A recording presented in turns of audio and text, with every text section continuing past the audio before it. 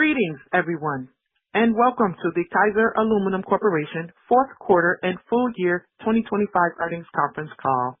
At this time, all participants are in a listen-only mode. A question-and-answer session will follow the formal presentation. If anyone should require operator assistance during the conference, please press star 0 on your telephone keypad. As a reminder, this conference is being recorded. It is now my pleasure to introduce your host, Kim Orlando, Investor Relations. Thank you. You may begin. Thank you. Hello, everyone, and welcome to Kaiser Aluminum's fourth quarter and full year 2025 earnings conference call. If you have not seen a copy of our earnings release, please visit the Investor Relations page of our website at kaiseraluminum.com. We have also posted a PDF version of the slide presentation for this call. Joining me on the call today are Chairman, President, and Chief Executive Officer Keith Harvey, and Executive Vice President and Chief Financial Officer Neil West. Before we begin, I'd like to refer you to the first 4 slides of our presentation and remind you that the statements made by management and the information contained in this presentation that constitute forward-looking statements are based on management's current expectations. For a summary of specific risk factors that could cause results to differ materially from the forward-looking statements, please refer to the company's earnings release and reports filed with the Securities and Exchange Commission, including the company's annual report on Form 10-K for the full year ended December 31st, 2024. The company undertakes no duty to update any forward-looking statements to conform the statements to actual results or changes in the company's expectations. In addition, we have included non-GAAP financial information in our discussion. Reconciliations to the most comparable GAAP financial measures are included in the earnings release and in the appendix of the presentation.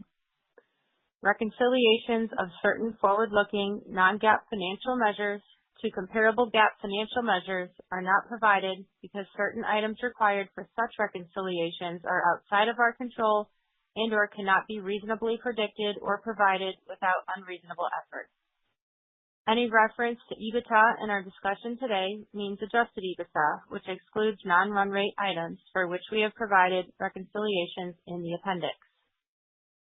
Further, slide 5 contains definitions of terms and measures that will be commonly used throughout today's presentation.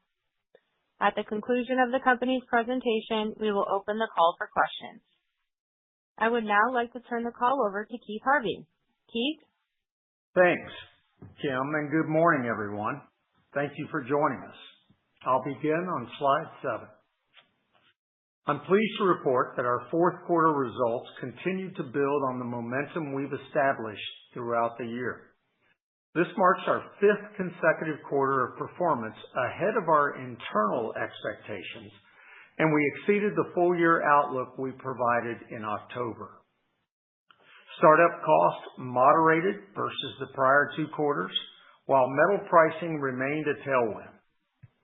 For the full year, we delivered more than 25% EBITDA growth, with margins above 21% and second-half margins improving to nearly 24%, driven by our packaging investment that enhanced our mix along with modest operational progress in multiple areas of the business.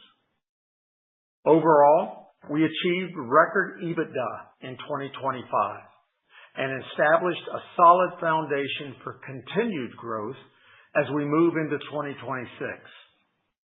We are positioned to harvest the returns from our recent investments, continue strengthening margins, and generate free cash flow as we execute efficiently across the portfolio. With that, I'll turn the call over to Neil to review the quarter and full-year financial results. I'll then return to discuss our in-market trends, our 2026 outlook, and the strategic priorities that will guide us in the years ahead. Thank you, Keith, and good morning, everyone. I'll now turn to slide 9 for an overview of our shipments and conversion revenue. Our full-year total net sales were $3.4 billion. After adjusting for the hedge costs of alloy metal of $1.9 billion, our conversion revenue for the year was $1.5 billion, relatively consistent with 2024. Our total shipments were 1.1 billion pounds, down 64 million pounds or 5% from 2024. Looking at each of our end markets in detail, aerospace and high-strength conversion revenue totaled $457 million, down $73 million or approximately 14%, primarily due to a 16% decrease in shipments attributed to the commercial aerospace OEM destocking of plate products and the impact of the planned Phase 7 investment, which occurred in the second half of the year. Commercial aerospace OEM destocking began to ease exiting the fourth quarter of 2025. Across our other aerospace high-strength applications, that includes the business jet, defense, and space end markets, demand has remained strong.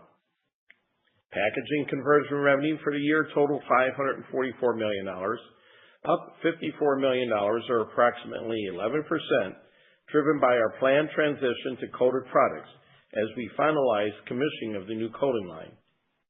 While shipments declined by 32 million pounds during this transition, reflecting a slower ramp-up of the coating line than originally anticipated, the shift is generating higher conversion revenue per pound, supported by the strong underlying market demand.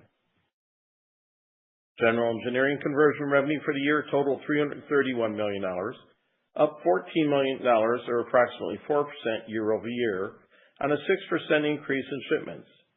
Tariff-driven reshoring activity and Kaiser's select quality attributes continue to create a favorable demand backdrop, supporting both volumes and pricing. And finally, automotive conversion revenue for the year totaled $122 million, up 2% year-over-year on a 6% decrease in shipments, primarily due to persistently high interest rates and tariff-related customer uncertainty affecting the automotive industry on the whole. However, improved pricing and product mix helped offset the lower shipments. Additional details on conversion revenue and shipments by end market application can be found in the appendix of this presentation. Now moving to slide 10. Reported operating income for 2025 was $189 million. After adjusting for non-run rate income of approximately $1 million, our 2025 adjusted operating income was $188 million, up $63 million from 2024. In addition, 2025 operating income included a $6 million increase in depreciation expense associated with the Trentwood Rolling Mill Phase 7 expansion project and the commissioning of the new coating line at Warwick. An effective tax rate for the full year was 25%, comparable to 2024. For the full year 2026, we expect our effective tax rate before discrete items to be in the mid-20% range, including the impacts related to the new tax bill recently signed into law.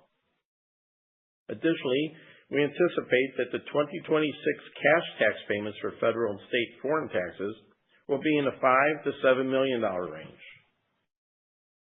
Reported net income from 2025 was $113 million, or $6.77 per net income per diluted share, compared to net income of $66 million, or $4.02 net income per diluted share in the prior year.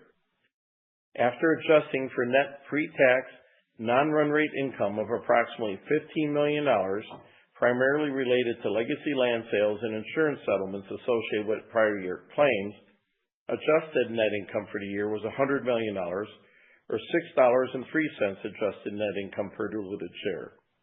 This compares to adjusted net income of $60 million, or $3.67 adjusted net income per diluted share in 2024. Now turning to slide 11.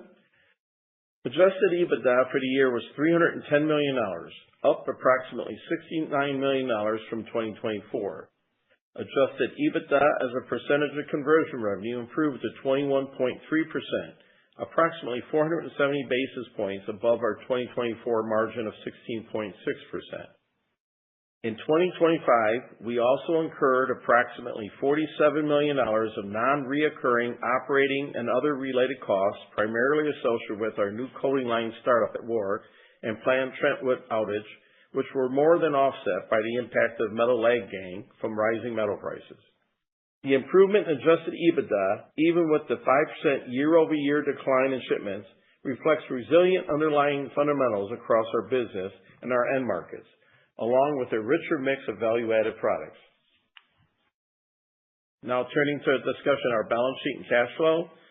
At the end of December 31st, 2025, total cash of approximately $7 million and approximately $540 million of net borrowing availability in our revolving credit facility resulted in a strong liquidity position of $547 million. As a reminder, the October extension of our $575 million revolving credit facility further demonstrates the strength of our balance sheet and the continued confidence our lenders have in our long-term strategy. The extended facility is set to mature in October 2030. Additionally, in November, we completed a $500 million offering of senior notes due in 2034 with favorable terms. We used the proceeds along with revolver borrowings and available cash to redeem our 2028 notes, effectively completing a planned refinancing that extends our long-term debt maturity profile and supports our long-term financial flexibility. Our senior notes interest cost is fixed at $54 million annually, and as of year-end, our net debt leverage ratio was 3.4 times, an improvement from the 4.3 times at December 31st, 2024. Our full year 2025 capital expenditures came in at $137 million, following the completion of our major growth projects at Warwick and Trentwood. It is important to note that $168 million usage of working capital during 2025 was a direct impact of rising metal prices through the year. For 2026, we expect capital expenditures to be in a range of $120 to $130 million, with free cash flow anticipated to be in a range of $120 to $140 million, subject to metal price movement and resulting impact in working capital. As a reminder, we define free cash flow as cash flow from operations less capital expenditures. Additionally, in 2025, we returned approximately $51 million to our shareholders through dividend payments, marking our 19th consecutive year of dividend payments to our shareholders. On January 13th, we announced that our board of directors declared a quarterly dividend of 77 cents per common share, reflecting our ongoing commitment to disciplined capital allocation and delivering long-term value to our stockholders. With that, I'll turn the call back over to Keith to discuss our outlook. Keith? Thanks, Neil. Let me now turn to our outlook and priorities as we move into 2026 on slide 13. In 2026, Kaiser will celebrate its 80th anniversary, a milestone that speaks to the resilience of our operations and the durability of our long-standing customer relationships.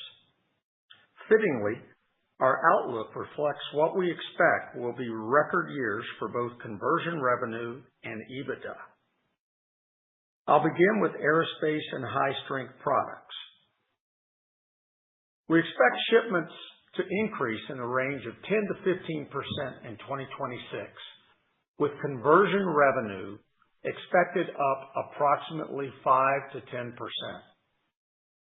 This implies conversion revenue per pound consistent with our first half 2025 run rate, as last year's second half benefited from a richer aerospace extrusion mix as we upgraded plate lines at Trentwood.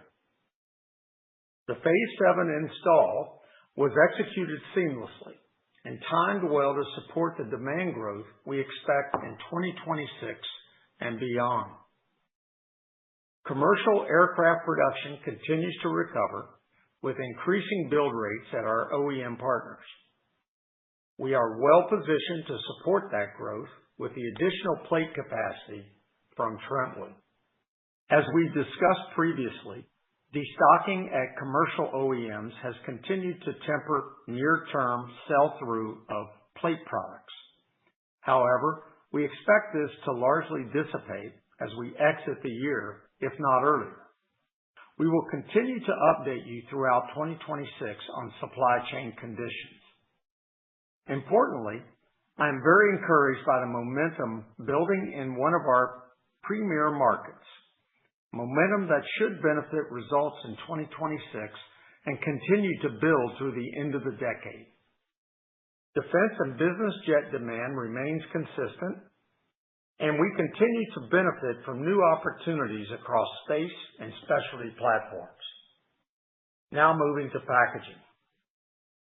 Packaging demand and fundamentals continue to improve, supported by our long-term contracts that provide excellent visibility. Importantly, we completed our final contract commitment at this facility during the fourth quarter of 2025. For 2026, we are targeting shipment growth of 5 to 10% and conversion revenue growth of 15 to 20%. Our fourth coating line at Warrick is fully commissioned, qualified, and progressing toward full production. This investment shifts our mix toward higher coated volumes, now at approximately 75% and growing, and supports the margin uplift we've targeted. The progress at Warrick reflects a multi-year journey that began with the strategic decision to acquire the facility in 2021. In 2026, we expect to see a step change in financial and customer satisfaction performance in this business. As we've previously stated, while profitability will improve meaningfully in 2026, the line will not yet be operating at its optimal rate. We plan to operate at approximately 80% utilization as we continue to fine-tune quality and reliability. Customer service remains a core tenet of Kaiser's values and a key differentiator in all our markets. Now turning to general engineering. We expect another year of growth, supported by improving GDP and strengthening demand in the semiconductor market. Shipments and conversion revenue are expected to grow approximately 3 to 5% year over year, with the potential for even stronger growth depending on the strength of the North American economy, as inventory levels at most customers remain at multi-year lows. Our businesses are well positioned to respond quickly as these markets continue to improve. Now turning to automotive. Automotive opportunities continue to expand, even as we remain highly selective in the products and services we provide to this market. The shift towards more internal combustion engine vehicles in the light truck and SUV category are driving demand for several of our products at a faster pace than previously anticipated. To support this expected multi-year demand outlook, we will be retooling select facilities and adding incremental capacity.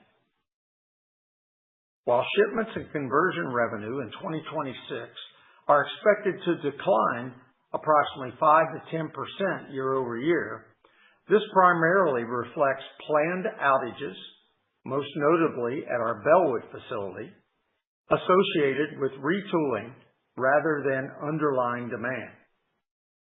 These actions position us to support higher demand and higher returns as market conditions evolve. Now turning to slide 14 and our summary outlook. With our two major growth investments now behind us, 2026 will mark a shift toward harvesting returns through margin expansion. With the execution risk of large-scale projects largely behind us, we are proactively intensifying our focus on reducing both manufacturing and operating costs to drive additional operating leverage and maximize the return on these investments. These actions are expected to also strengthen cash flow, continue reducing our debt leverage ratios, and improve our customer service standards. As we look ahead, we are establishing an initial outlook for 2026 of 5 to 10% conversion revenue improvement year over year, with resulting EBITDA growth of 5 to 15%, setting the stage for another record EBITDA performance year for the company. While metal pricing was a meaningful contributor to our performance in 2025, our expectations for 2026 are driven primarily by operational execution, with metal assumptions aligned with current future curves. In closing, we entered 2026 with a strong foundation, clear visibility into our end markets, and the assets firmly in place to deliver meaningful improvement in profitability and cash generation. We look forward to updating you on our progress throughout the year. With that, I will now open the call to any questions you may have. Operator? Thank you. We will now conduct a question and answer session. If you would like to ask a question, please press star 1 on your telephone keypad. A confirmation tone will indicate your line is in the question queue. You may press star 2 to remove your question from the queue. For participants using speaker equipment, it may be necessary to pick up your handset before pressing the star keys. Once again, that's star 1 to ask a question at this time. One moment while we poll for questions.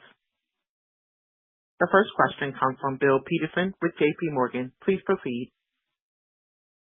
Yeah. Hi, good morning. Thanks for taking the questions and really nice results for the year. My first question is on the 2026 outlook at a higher level. I think it looks like the aerospace conversion revenue is below shipments while packaging conversion revenue is above shipments. Is there anything to call out on mix? If we think about aero, for example, commercial business jet or defense, or is this more, just more high strength and non-aero? And then on packaging, similarly, is this a pricing statement or a mix towards more coated products? Just any sort of color for the difference between the shipments and conversion revenue outlooks. Sure. Hey, good morning, Bill. Let me hit aero first. We called out some specifics because, as you recall, we had an outage at Trentwood mainly through the third quarter. So if you look at the two halves of the year, our shipments in the second half were actually down 25% from the first half of the year. That was mainly plate related, and you saw a pretty higher number there because extrusions generally carry a higher price than the plate.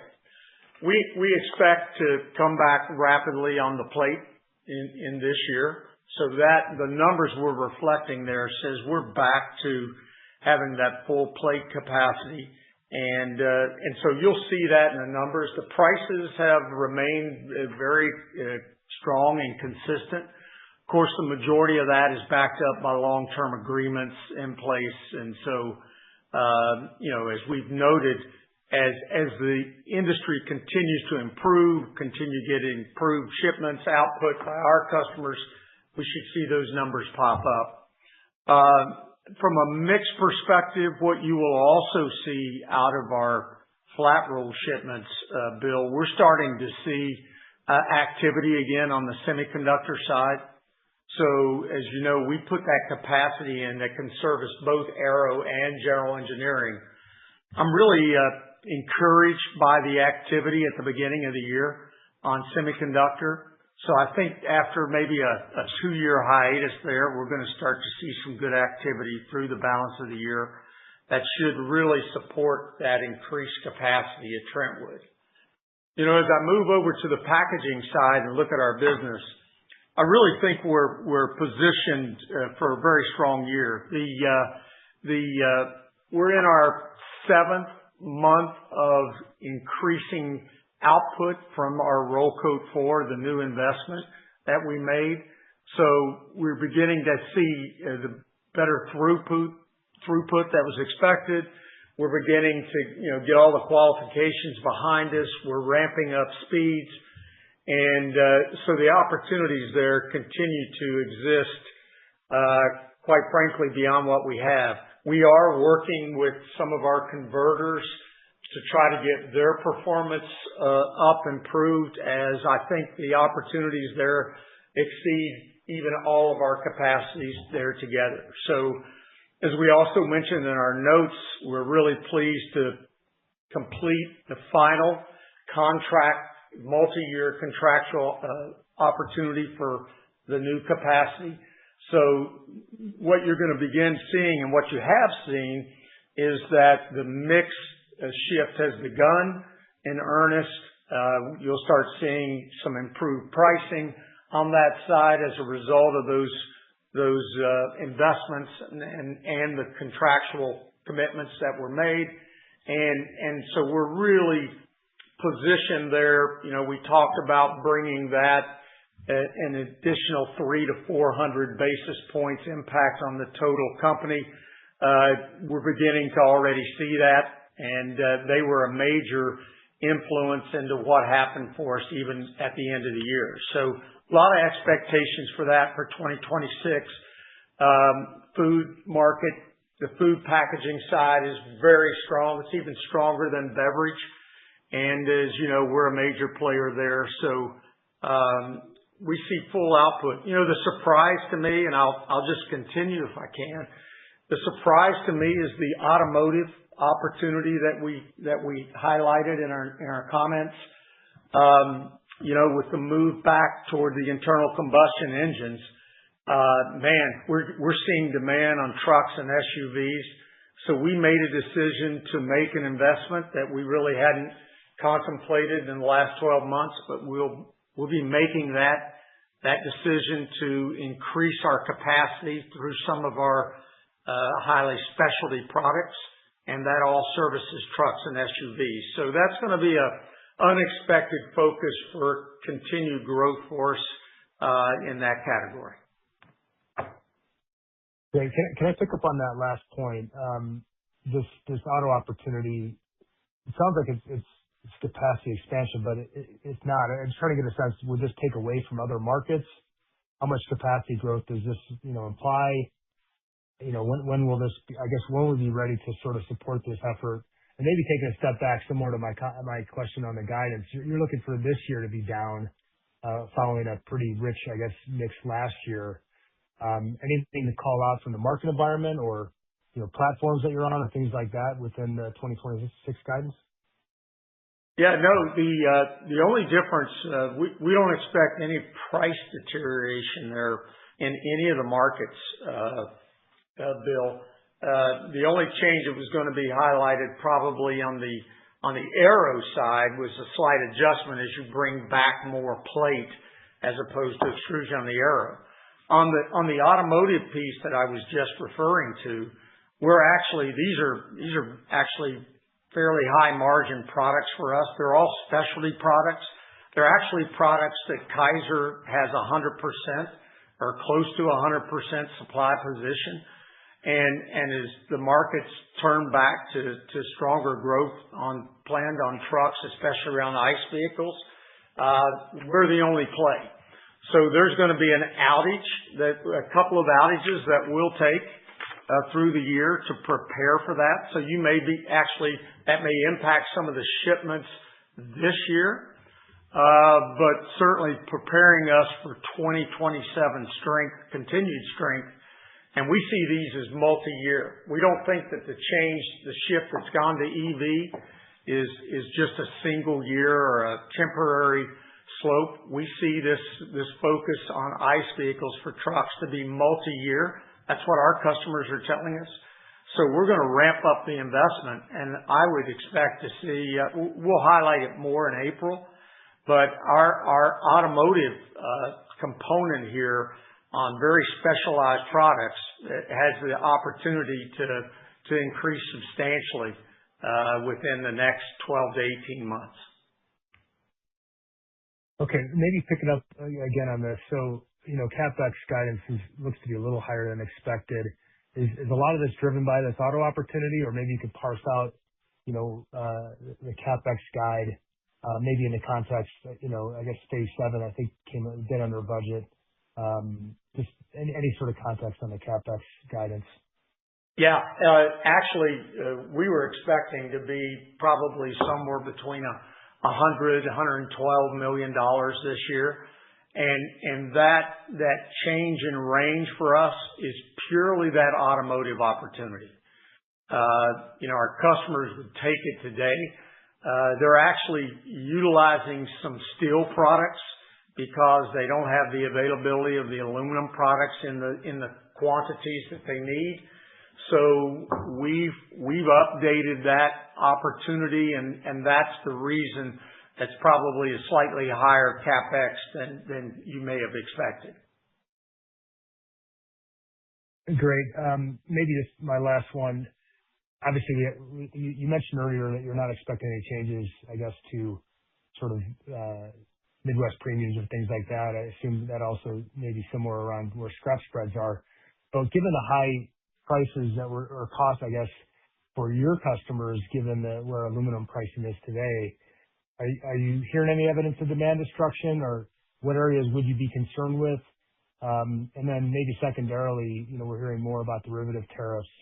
Any potential impact to your business? And I realize it's early days on that second point. Yeah, no, it's fascinating what's going on. I can tell you this, Bill.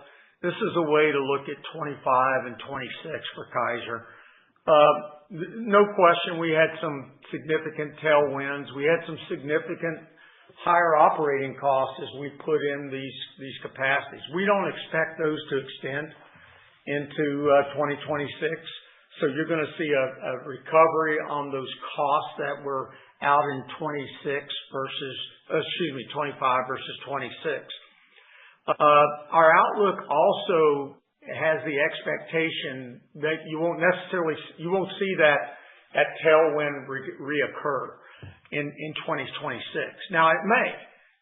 We're still seeing favorable higher prices than expected in Q1, but our outlook did not assume that to continue throughout the year. And so that gain that we're talking about here is purely operational gain based on the investments we've made, the cost and the efficiency gains we expect to make in our operations. So any continued higher price tailwinds are going to be a tailwind above what we're talking about on this call.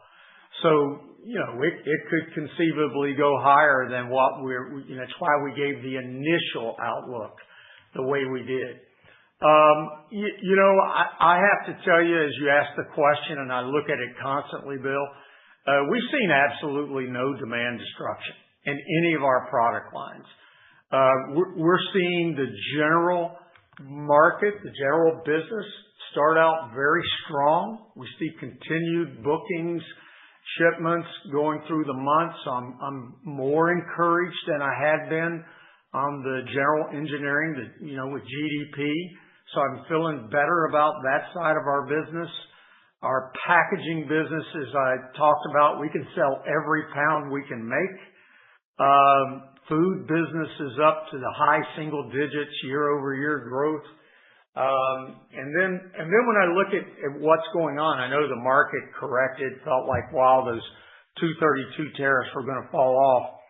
All indications that we're getting are that what they're considering is more downstream type products and not removing the tariffs, but perhaps loosening tariffs, but addressing the full end product versus just the raw material.